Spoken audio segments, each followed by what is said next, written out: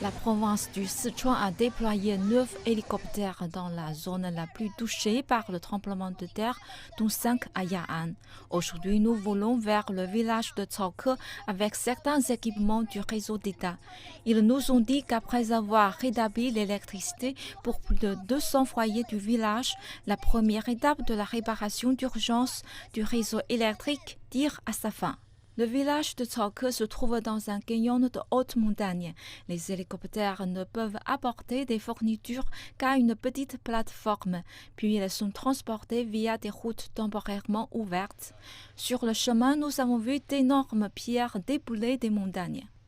La vallée de Daniko est le seul chemin pour tous les circuits électriques qui peuvent se relier à Caoke, mais en ce moment, elle est entourée de 4 glissements de terrain majeurs. Et les chutes de pierres causées par les fortes pluies pourraient aussi endommager les circuits qui viennent d'être réparés et menacer la sécurité de l'équipe. Ainsi, pour éviter les accidents, chaque chantier de réparation dispose d'au moins 4 observateurs. Juste après le tremblement de terre, le chef de la centre électrique locale a dirigé son équipe pendant 7 heures de marche avec de l'équipement d'urgence pour faire état de l'étendue des dégâts auprès du centre des opérations d'urgence ici. Les membres de l'équipe marchent au moins 15 km chaque jour. Les membres de notre équipe ont entrepris à plusieurs reprises des missions de sauvetage lors de tremblements de terre. Ils sont expérimentés et disposent de plans d'urgence éprouvés, ce qui nous permet d'intégrer immédiatement les ressources existantes dans la ville. Du fait, 2 jours après le tremblement de terre, l'électricité a pu être rétablie dans toutes les villes des districts de Shimian et de Luding.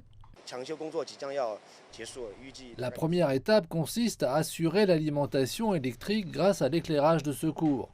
Et l'étape suivante consiste à vérifier les lignes à basse tension et à rétablir le courant civil dans chaque foyer. Alors que nous suivions les réparateurs de porte en porte pour inspirer les circuits, une villageoise de l'ethnie Yi a exprimé sa gratitude. Ils viennent ici tous les jours pour vérifier la sécurité et l'électricité de ma maison. Le tremblement de terre s'est produit à midi et il a coupé toutes les routes. Dans la soirée, les secouristes sont arrivés, 12 à pied. Ils ont dit « Ne vous inquiétez pas, allez d'abord sur le site de réinstallation, tout y est fourni ». Le courant a été rétabli dans le village de Reping à 14 heures. Les lumières se sont allumées dans les zones les plus touchées, apportant ainsi un certain sentiment de sécurité à la nuit.